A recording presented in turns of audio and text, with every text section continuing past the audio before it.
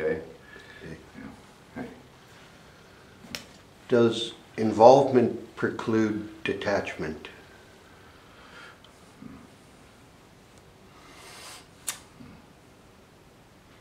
Is involvement attachment, you're saying? Yes, it is. Yeah. Are they at odds with one another? Sometimes, yes, obviously. Yeah. Yeah. So the needy, wanty, hungry, attached human emotion doesn't see that that is an obstruction, doesn't understand that. So needing, in a sense, is natural, but it has to be detached needing. Yeah. See, not reinforcing gravitational programming, but liberating oneself simultaneously from gravitational programming. Yeah. See, so good point. So would the goal be? In other words, it's a paradox. See, to have is not to have. See, to not have is to have, and having is also, a form of attachment. See, and detachment depends on what it is you have. See.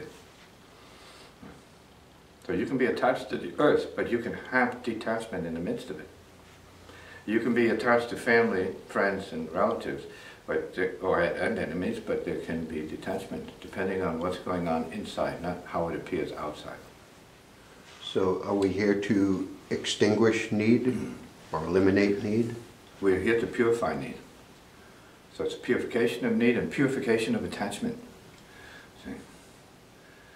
So in other words, in the monastic community, there is detachment, there is sitting, there's relative, maybe minuscule levels and degrees of detachment. See? Mm-hmm. But the result of that can be huge. In other words, you need to get to a place where you feel, we're going to use the medieval term, the spirit. See? And that means the peace of the spirit, not the ego of the spirit, not the passion of the blood, and then use that as some kind of, oh no, this is spirit. See? Interpretation. No. The peace is clear peace. Conditionless. Yes. See? They say the peace of the Lord in the Christian teachings. See? And in the Buddhist, they may use the space of the heart. See? Others have their own phraseology there.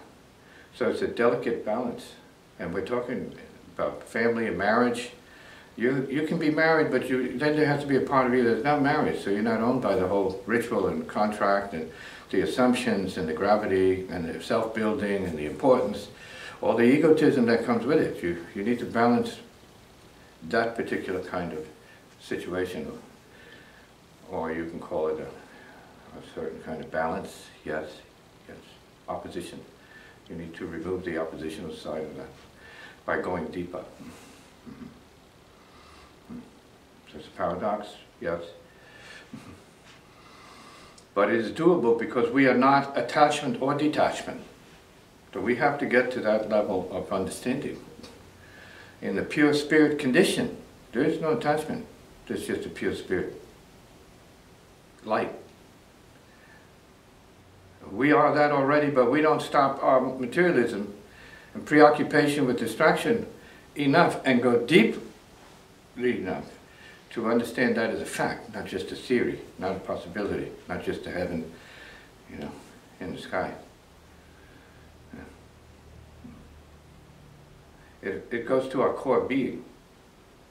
It goes to the core being of the earth, see? And then we can use the language of stillness. It is what it is. See? And everything happens. It is what it is, it's still, but everything happens. See? Because the realization of stillness is not the killing off of your karma, it's the purification of your karma.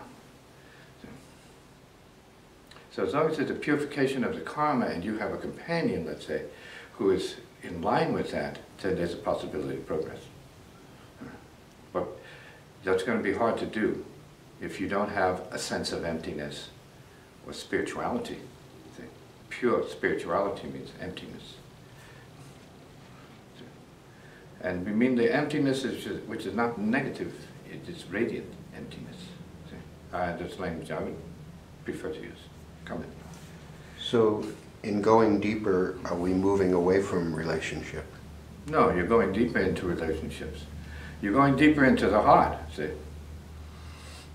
And then you're able to understand what the heart is about, not as an ego, one-to-one ego configuration. Then the heart is a big expanse. It's the heart of spirit. See? And everything should be a step in that direction. So if you're with a practitioner of some sort or other, then that's something they should already resonate with. That it's really about all beings, but you got to get there. You can't just assume you're ready to serve all beings. You really don't even know what service is yet. Even though you can be highly educated and you think you know it all of that's an obstruction. Your self-knowing is an obstruction. It blocks the way, because the heart is not liberated. Mind is not liberated. It's not free to be. It's working from programs and set patterns and rigid sort of logic. So then we need to go into what the heart is and what it needs. Who does it need? What does it need? And then you say, I don't know. How do I know that? Well, you need to know who you are first. So, not as a self, but as a being. And this is upon everyone. See, who's avoiding their own being by being such a big self. Huh? Huh? An individual being controlled by programs, born programs, family programs. Those are the powerful ones, the ones you were born into and born through. To be what? That or more. Great basis, but good place to start. It all begins there. Shouldn't end up there. See, as real limitation, it should be a bridge to self-liberation. So, is the closeness we feel with people illusionary? Somewhat, but it's also real. Right? That's like saying, do you feel close to the earth? Do you feel a kinship with the earth? Of course. It's vital. Without it, you wouldn't exist. See? Mother? Yeah, of course. Yeah. A lot of it's overdone, but some of it's very real and it's useful. See? Because how one feels for their mother, the Buddhas, or the enlightened beings, or the masters, the yogis, the practitioners who are really heart-awakened beings, actually feel they are one with the universe. See? That's not a delusion, it's not a hallucination.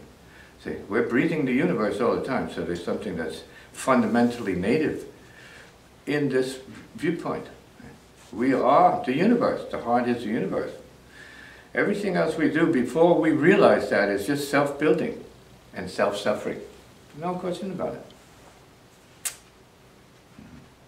So all the things that we're interested in are what we suffer, for the most part. Until we stop, go deeper, understand our true being, or spirit nature, as not really being the earth, in a sense. And you have to take a second look at what Jesus was talking about in terms of the heaven beyond the heaven beyond the heaven. You have to try and understand what he was saying. I mean, I think he knew what he was talking about. And he was probably referring to what the natives know as interdimensional intelligence. And we're just as much a part of that, but we avoid it because we're so attached to material things and beings that we have no real resonance with the rest of it. And we can't live with this real intelligence. Because we think it's taking too much of our little self, like it seems to be suggesting we sacrifice family in that. But you have to sacrifice attachment to family, not necessarily throw the family on the bus. But you have to not suffer the family, otherwise you're really crimping your potential as a spiritual being. Everyone is completely committed to being an ordinary being. No matter how extraordinary they appear in the world of accomplishments, they're all games. They're not real. Because you're still subject to every law every being is on the planet. Animal, microbe, human being, ego. See, genius, idiot, all of that, subject to it. We're not questioning that. We're questioning what state of consciousness you survive in, whether that's more in the light or more in pain and suffering. So when we experience attachment to another being, is it to them? It's a question. It's questionable. See, is that something that the God ordains or the Spirit ordains? It is taught here that everything and everyone is a step on the path. To what though? See? Because we're already related to every being from the heart level. It is the universe. See? But that it doesn't really come up when we talk about ordinary humans that need a person. See, they need an other. See, then the other becomes the question. What other, why other? So the more neutral and more wise the basis is for this other or any other. So it's not to suffocate your potential and delude you even more in terms of who you are and what your potential is as a spiritual being. We say you need to walk the path of practice so that regardless of what you feel your commitments are, your tendencies are, you stand free, see, to do what you have to do as an individual, partnered or not. See? So it's not the partnering that's a problem. It's your mind relative to that is a question. See? People have pets. They partner with pets. The issue is how much do you suffer that? How much is your life completely centered around what the dog does? See? Where's the universe? I'm not saying it's bad, or what your horse does. See? But it becomes all-consuming. Because we allow that, because we're not the universe. So this is our universe. We make that spot, or dot, our universe. So it says who? Maybe in the beginning, it's an evolutionary step. Yeah. But maybe it's just from beginning to end an obstruction and limitation from being bigger in the spiritual sense, greater in terms of appreciation of the real event, which is the total universe. Does recognition of another as being rather than self preclude attachment? See, everybody's already being, so there's no question about that. That doesn't arise. Everybody's being, everything is being. See, the nature of appearance is about the being appearance. See? So it just is, but it's impermanent. See? And because it is impermanent, it is unsatisfactory. Ultimately, you're going to suffer it. Because what you're going to see in it, if you are not awakened in a manner of speaking from the heart into the neutral plane, what you're going to see is difference. It's going to be difference. And then you have those conversations with one another. Why do you do that? Or, I do this because, but it's difference. See, another distraction, another obstruction, but pretty much basic fact of human nature. See? And I'd say most relationships are really operational messes. See? There's too much compromising going on, too much giving up. See? And maybe in some cases not enough of self, but giving up, potential. And so we know that in the monasteries or in these places, right, where the spiritual practitioners gather and do what they do, which is to transcend themselves and try to transcend the world, even though ultimately then you become the great servant of the world. See? Yeah. But there are things to understand that have to do with these paradoxes that trouble people very deeply. Yeah. And then people who go on retreats or they leave their family, they feel that they've done the worst, they've committed the worst sin in the universe by thinking about themselves in a certain way. No, you're the spirit soul.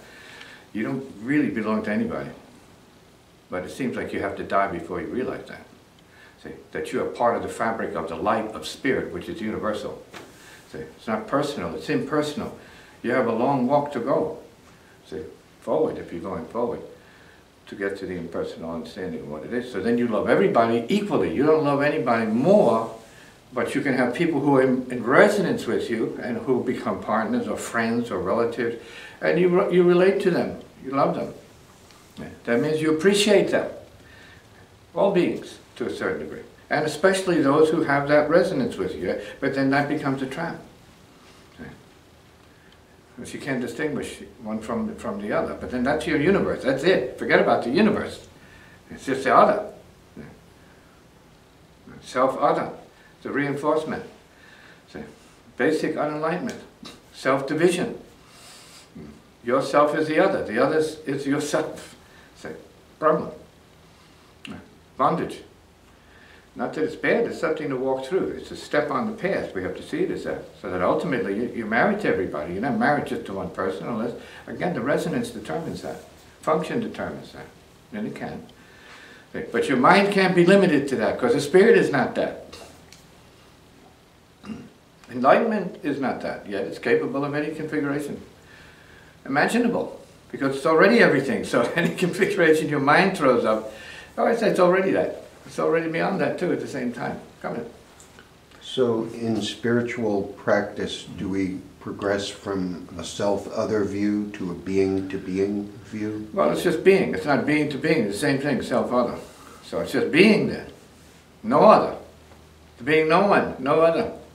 And you can live happily ever after with a rock. Going out with rocks. Have a date with a rock tonight. I'm taking a rock to the movie. Nobody knows it. Oh. So then you're saying that other becomes no other? It can. It's still other. But you see the physicality of the whole thing. The universe is not changing, but the view changes because it's a consciousness. It's the awareness, which is beyond view. It's beyond self, thought, body, mind, world. This is what practice is about. This is what entering the path of spirit is about. So it's not accumulating something. It's coming to recognize what is always there. It's never not been there. But you're bringing it out more so that you feel more complete. See? And as a result, you become fearless. You become open. You become creative. See? And you have potential. And then you might walk the path of mastery, because then you see yourself, having liberated yourself from petty attachments, being of use to all beings. So in our relations, do we look for agreement as a way to get beyond self-otherness? Well, however you perceive it, you have to know if you're already in resonance. That's what I mean by resonance. There's no language, there's no speech. Resonance is not conversation. See? When you pass a tree along the road, there's a resonance. In other words, you feel safe. There's an understanding. See? But if you see a bear there, you have a resonance of awareness, but you know it's not not the kind of resonance we're talking about. See? Because then that's the resonance of violation. See? And you need to act on that. So you need to know how to tame that bear or run hard. See? Because the bear might need you for lunch. And your leg, if you're wearing shorts, and your kneecap might look so good to that bear.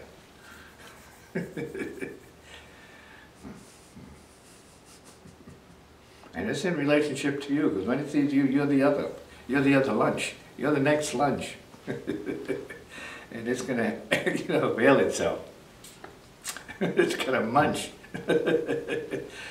And that's really what we're talking about then. What kind of resonance? Now, if you're talking about people coming together who have similar religious views, then that could mean space already. Already existing space that doesn't need to be talked about. In the field of the meditators, well then that space is grace. Zero. Now somebody can be sitting quietly, going through all kinds of extreme emotional, egoic passion inside their heads. See? About the next person or anybody else. They're suffering it. So the space then is not real. So they can sit, but they're like really sitting in their own stew. See? That's what they need to free themselves of. Get beyond that, because that's not who they are, but that's what they inherited from the blood, and that's what's still using them, so that's pretty much culture doing what culture does. And that is as obstruction. purified, then you can be in any situation and not feel intimidated or threatened by it in any form whatsoever. Personal, impersonal, social, occupational, artistic, musical, whatever. Doesn't matter. It's not you. When in fact, none of your suffering, none of your desires are you. They're your parents. Sometime you wake up to that, you recognize it. Because if you hear certain enlightened stories, you say, well, I'm nothing. Everything's fallen away, and I have never felt free of my entire life. I can breathe now, but I'm nobody, so to speak. I'm light, I'm spirit. See, basic essential heart energy. So, we dig it. That sounds correct. So when a self pursues another for relational purposes, are they just merely being a hungry bear? They probably are. But no one's going to say that's all there is to it. Sometimes it begins with that. So, the question is knowing that it shouldn't end there. That shouldn't be the center of it. See? There's no peace in that. Then it's just the building of desire, and it's preferred desire because you have a person that can eat your stuff better and consume it better, and you're stuck. That's it. It's just you and the other person. You're seeing through another person's eyes, and that's the limit of your existence. And you have a lot of married couples who can only be that engaged in life. And that is to the extent that they can see what the other sees and live for the other in a manner of speaking, and not really live for themselves at all, because they don't know what their self really is. They don't know who they really are beyond their bondage. See? So if you're in bondage, you're in bondage. It means you're limited. Right? Seriously, married or not married, doesn't matter. See? Your attachments define what and who you are. See? Who's attached to the sky? Who's attached to the waters?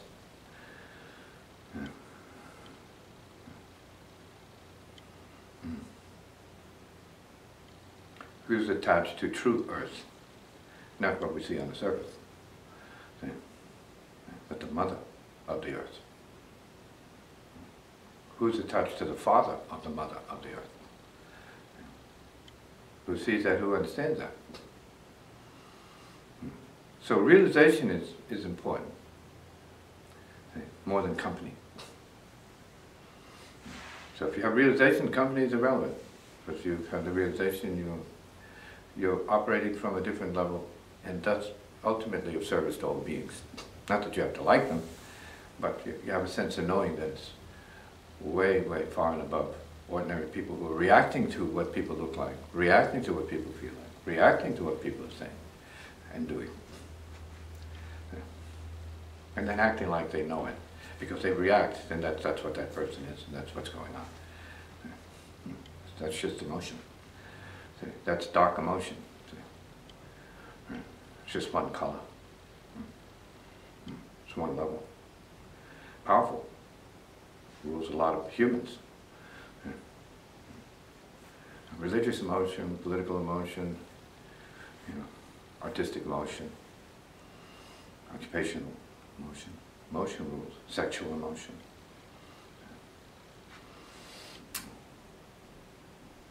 Violence, emotion, warfare, emotion, pure emotion, warfare, conflict. See? We have to see all of that as part of the problem. See?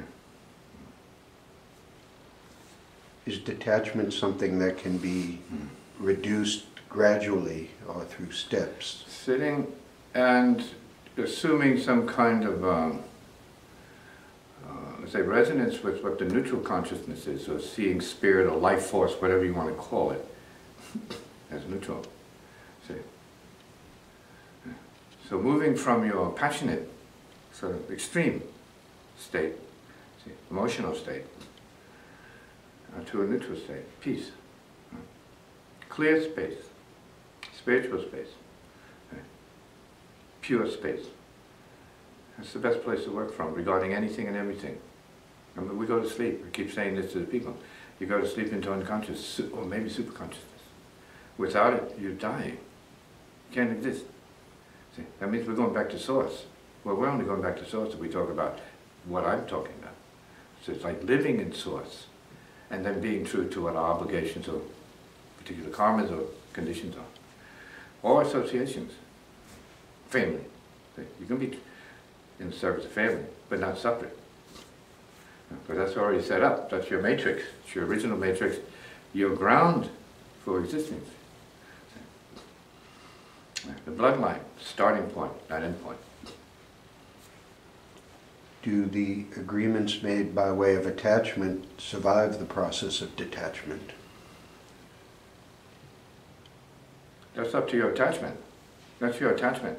It depends on how stuck you are in any of your agreements or your family's agreements, because your agreements are your family's agreements, maybe slightly modified, because you can't be your father, you can't be your brother, so you can't really be your mother. But you can gain a lot from that and assume that, which is not true to you, which is not you at all, but since it's kamsha, then you can assume it, because we have infinite potential, so we can assume the karma of a dog, if that's what we choose. We can be a dog in our mind. You can be a worm in your mind. We're earth beings. We're the whole thing. You can be anything that is of earth. Say, as an image, or as a function, or as something that's operational here. You can be a fish. You can be a monster, for sure. You can be an angel. The potential of creative imagery is infinite. You can be happy. Why don't you imagine being happy? Can you imagine being happy without attachments? That means you belong to everybody. See? And maybe from that place, that even the image of that, the thought of it, allow energy to pass through you, because you're a prism. Every human being is a certain kind of rainbow prism. You want to be able to get that out, see, get the peace out there to the people. Nice bluish energy, sky blue energy.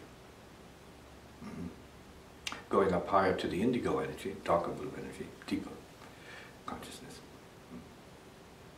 On the way to the purple energy. Higher vibration energy, higher vibration. Moving towards transcension. See? Clear energy.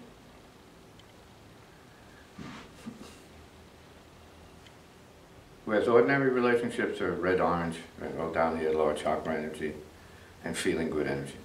See? And depending upon others for feeling good, that means you're crippled. That means you're handicapped.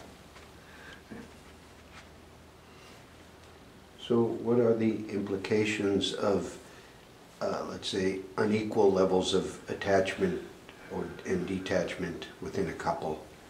Give me an example in your case.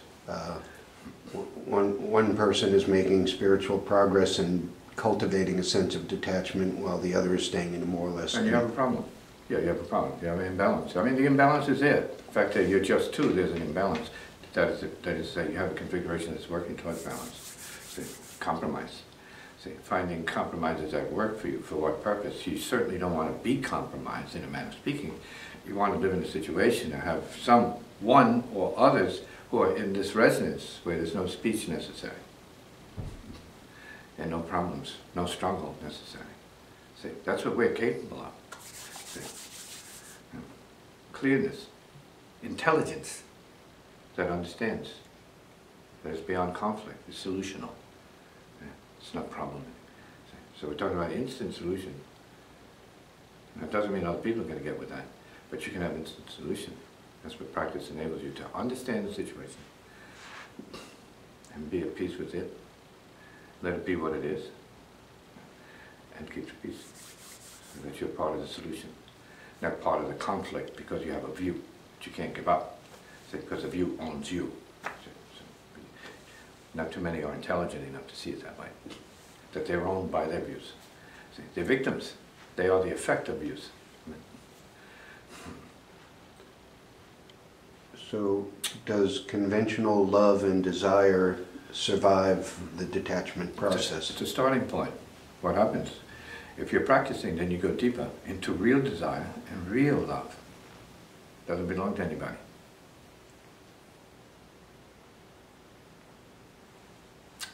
It's not self-other division. It's not like that. It's a good place to start. Not necessarily a good end point. See? So it means you could be married to somebody a certain way, have this kind of neutral basis for the whole time. See? Not be limited or compromised by it. Because you're similar then. You enter what could be called a sameness. See? It's not about persuasion. A lot of people say, oh, you've been persuaded. Somebody beat you over the head and made you think that way. See? Now you're like walking around like a zombie. No, no, no, there's awakening. For real. See? Because then the fact is there's one heart. See? Then there's one mind. Right? Like they say there's one God. Right? There would have to be. Otherwise you'd have warring gods, right? It doesn't sound godly to me. That sounds pretty human. See? That's what we create because that's what's going on in us. It's a projection of warfare and all this stuff. The war is inside and that has to be quelled. That means you have to wake up beyond self-division, self-other complexes, self-other programs, self-other desires, self-other reality. Be okay. You just have to be okay, man. Can you be okay? Can't you just be okay? It's impossible. Come in. So by way of agreement to, let's say, participate in the same material conditions, can people create a detached relationship together? Well, we're already detached. You're avoiding it. All your demands and all your petty desires and all your petty stuff that you depend upon the other person to validate the relationship of compromise. So you're already, originally detached beings. You were born, man. You were born without any visible attachment. See? You're born from a clear state, relatively speaking. Yes, blood. See? But more primordial intelligence. As Jesus said, you have to be like a child, right, to get into the kingdom of heaven. Humble. Right? Wise as a serpent. Peaceful as a dove. See? He used that child thing. Innocence. Yeah. There's original innocence, not original sin. There's original innocence. There's no such thing as original sin.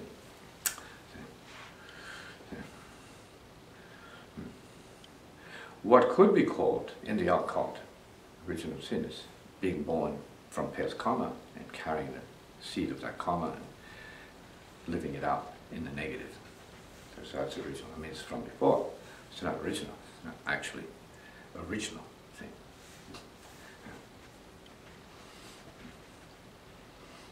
The purity is there. That's original. What's original is innocence, the purity. That means anybody and everybody can be converted or awakened to the essence of the heart. Because that's what we are. 9/11, everyone was humiliated back into the essence of the heart. No one wanted it. No one knew what was going on. The mind was blown so thoroughly by what had happened. Everyone was living the essence of the heart and compassion. However slight it was, a manifestation of compassion, it was there. People were helping each other. See? We went back to true nature for a moment. See? No one said we had to be that way. Humiliation created that opportunity. Because our hearts were blown out, knowing how many people were being killed. Wow. See, blown out, blown away. So you were reduced from individual egotism at a monstrous materialistic level, the almighty self, to no self, just heart nature, caring. Didn't matter who you were with. See? Comment.